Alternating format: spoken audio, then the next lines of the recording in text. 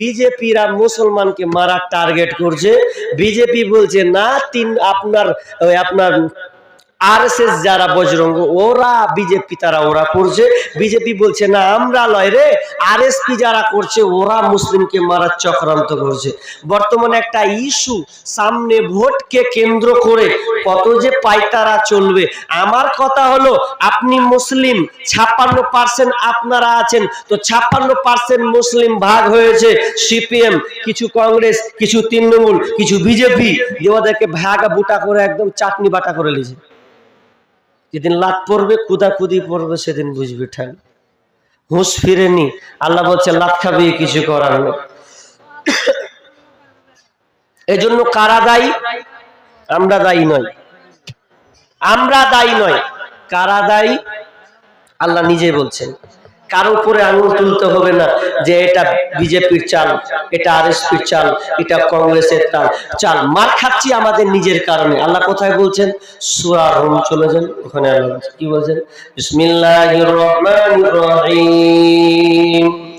ظهر الفساد في البر والبحر بما كسبت أيدي الناس ليذيقهم بعض الذي عملوا لعلهم يرجعون।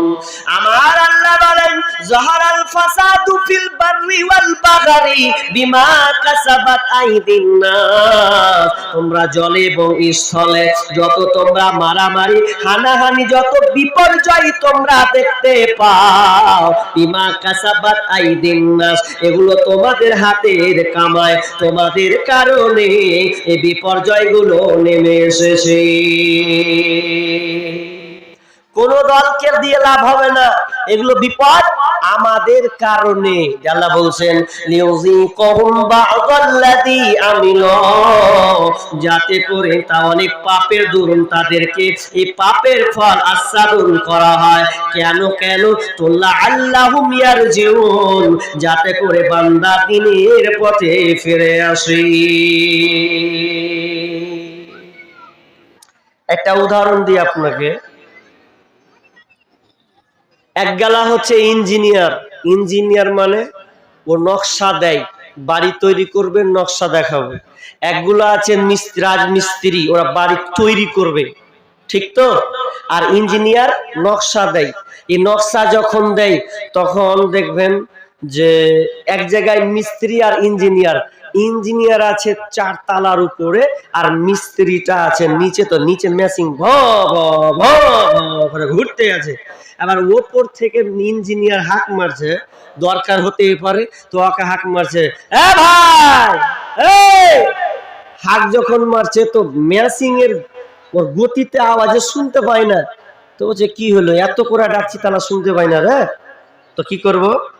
তখন ইঞ্জিনিয়ার করছে, যখন পথ হয় না, তো একটা কাজ পথ করে যদি হয়, তখন পকেট থেকে 500 টাকা নোট বের করেছে। ওই নোটটা বের করে ওর সামনাসামনি 500 টাকা নোট ফেলছে। যখন ফেলছে তো ফেলার পর যখন টাকাটা কুড়ায়, মানুষ দেখবেন যখন টাকা কুড়ায় কেমন করে টাকা কুড়ায়। এখানে অনেকে লোক আছেন টাকা কুড়াননি, লক করে কুড়িয়েছেন। কেমন করে কুড়িয়েছেন একটু নকল করি।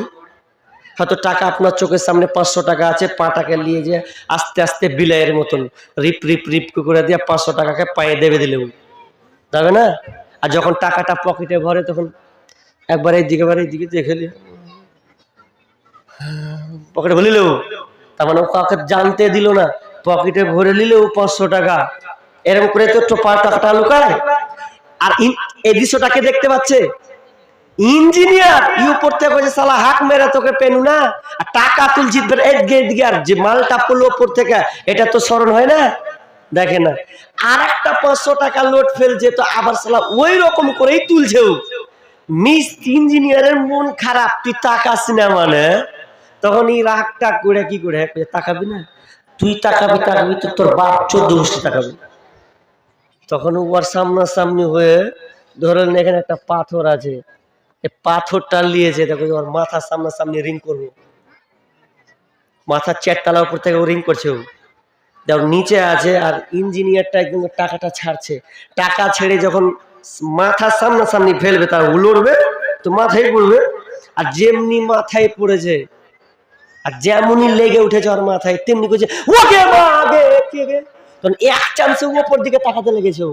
যখন ইঞ্জিনিয়ার তখন করছে এতক্ষণে ফের কেন তাকাছিস, ব্যথা পাইলি আর হাঁক মেরে মরে গেল, 500 টাকা ফেললু তাও দেখলি না, আর যখন মানে চোট পড়েছে তখন তুই উপর দিকে তাকাছিস, ঠেলার নাম বাবাজি। আমার আল্লাহ বলছেন লিউযিব লাআল্লাহুম ইয়ারজিউন, যাতে করে তুই বান্দা ফিরে আসবে।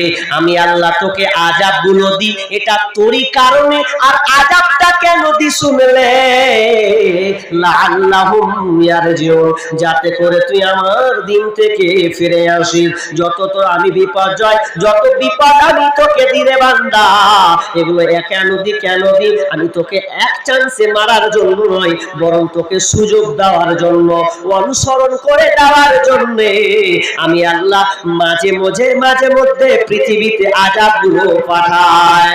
আমার আল্লাহ অন্য জায়গায় সূরার মধ্যে বলছেন ওয়া মা আসাবাকুম মিন মুসিবা ফাবিমা কাসাবাত আইদিকুম ওয়া ইয়াফু আন কাসীর। আমার আল্লাহ বলছেন তোমাদের মধ্যে যত বিপদ আছে, যত মুসিবত আসে, এগুলো তোমাদের কৃতকর্মের কারণে, এটা কৃতকর্মের কারণে আসে।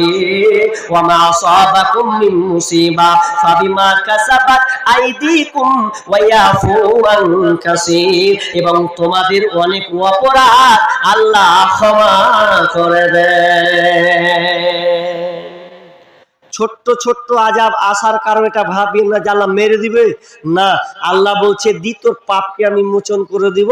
আর আগের আয়াতে বলা হলো লাআল্লাহুম ইয়ারজিউন, তুই দিনের মধ্যে ঢুক, এই জন্য আমি এই বিপদগুলো তোর উপরে চাপিয়ে দিচ্ছি। তো হতভাগা আমরা বুঝছি না, কতবার আজান হচ্ছে হাইয়া আলাস সালাহ,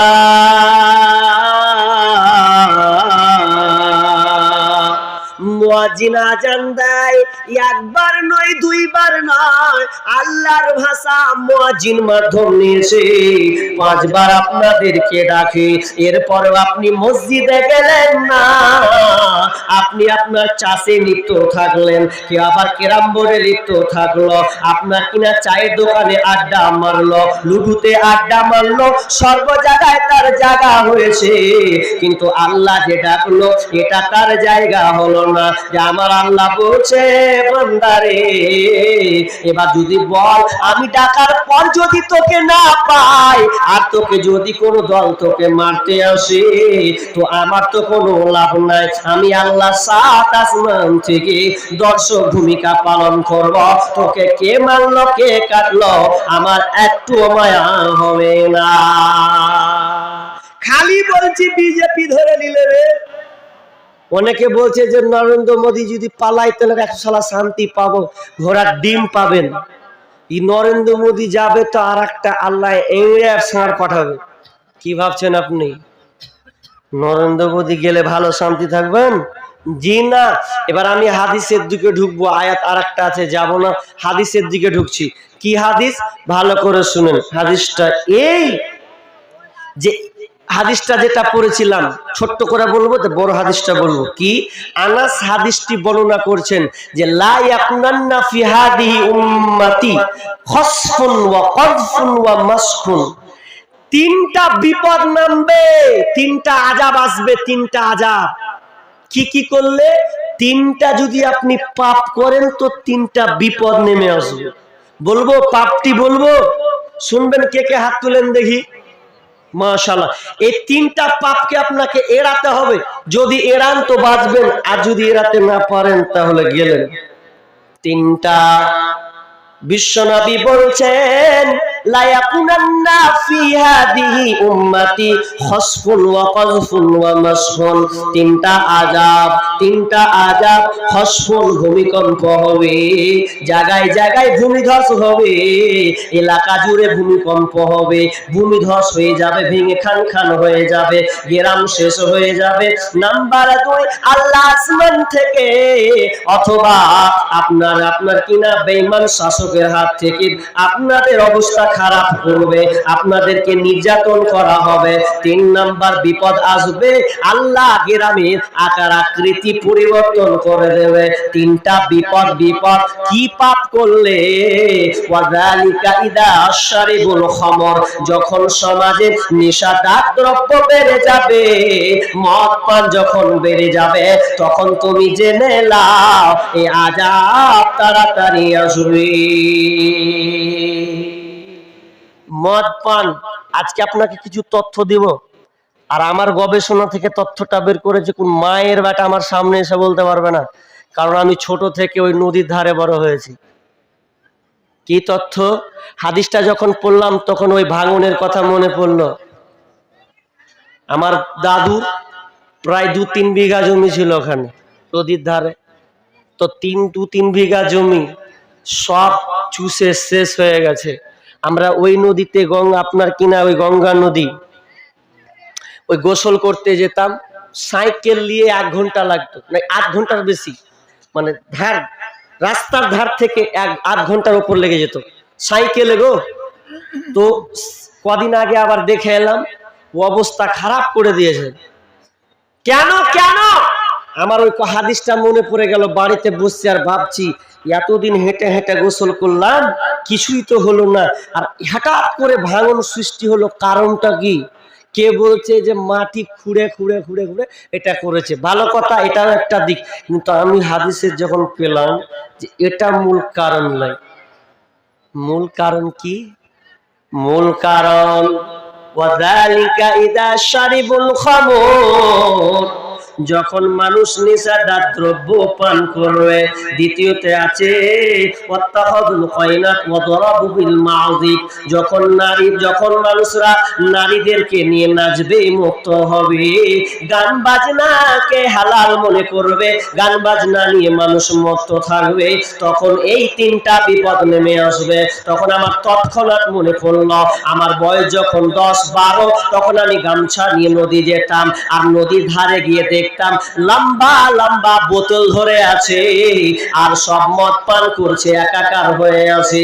ওখানে দেখি পিকনিক হয়, নারীদেরকে ড্যান্স হয়, নাচা হয়, বক্স বাজে, কত বক্স ধরনের বাজে। আমার তখন হাদিসটা মনে পড়ল যে আল্লাহ এই কারণে এই ভূমিধস জায়গাকে নষ্ট করেছে। নইলেন আর তো অনেক বাঁধন আছেন, অনেক তো এলাকা আছেন, সেখানকে কেন ধরলো না? আপনার কিনা ধুলিয়ানকে কেন ধরা হলো? আপনার কিনা কাকুরিয়া সাইড ফোটামগঞ্জকে কেন ধরা হলো? এগুলো ধরার এই কারণ, ধানঘরাকে কেন ধরা হলো? আমি দেখেছি ওখানে মানুষ পাপে লিপ্ত হতো, আল্লাহর বরদাস্ত হবে না, না না। যেখানে মানুষ এ হারামকে বৈধতা দিবে, সেদিন আল্লাহ আযাব দিবেন, জায়গা জায়গা ভূমিধস হবে।